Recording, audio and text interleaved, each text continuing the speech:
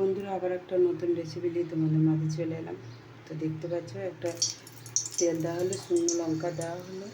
তা এখানে দেখো সরু সরু করে করলা আলু কেটেছি, আর পেঁয়াজ দিয়েছি, দুটো কাঁচা লঙ্কা দিয়েছি। এবার আমি দিয়ে দিলাম।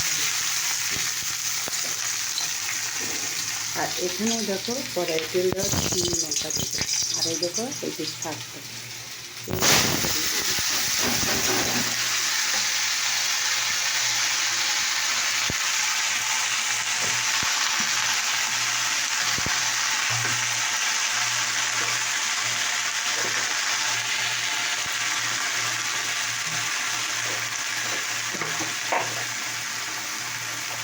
তো দেখতে পাচ্ছ দেখো পরিমাণ মতো নুন দিলাম, একটু পরিমাণ মতো, এখানে তো পরিমাণ মতো একটু নুন দিলাম, এটা হলুদ দিলাম,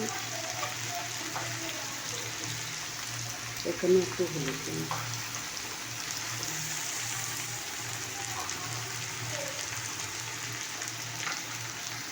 তো দেখো বন্ধুরা, শাকটা হয়ে গেছে। তো দেখো শাকটা হয়ে গেছে, তেল 5 ফোড়ন দিয়েছে। এখানে দেখো কেঁদুলি বা তরুলি আলু একটা তরকারি হবে।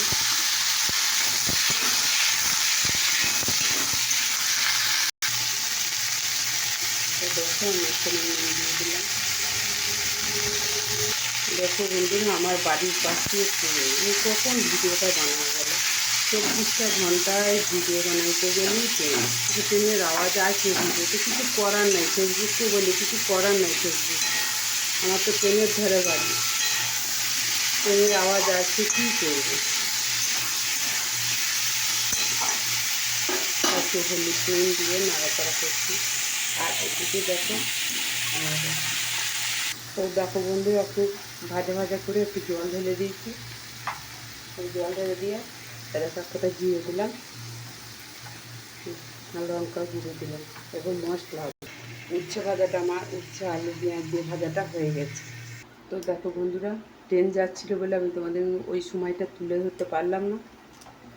এতে দেখো জল দিয়ে দিয়েছি, এবার তরকারিটা সেদ্ধ হলেই হয়ে যাবে। আর এখানে দেখো চা বসিয়েছি, আর দেখো তো দুধ, দেখতে পাচ্ছ।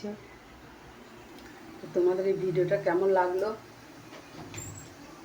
অবশ্যই কমেন্ট করে জানিও। চারিদিকে খালি আওয়াজ, জানো তো বন্ধুরা, কিছু করার নেই আমার। আমি যদি নিজের ভয়েসটা দিয়েও করছি তাতেও অফ হয় না, যদি এটা অফ করে দিয়ে আর একটা করি তাও আমার আওয়াজ, কারণ আমার তো ট্রেনের ধারেই বাড়ি, কিছু করার নেই আমার। তো এই যে তরকারিটা রেসিপিটা সেদ্ধ হয়ে গেলেই হয়ে যাবে। তো কেমন লাগলো অবশ্যই জানিও।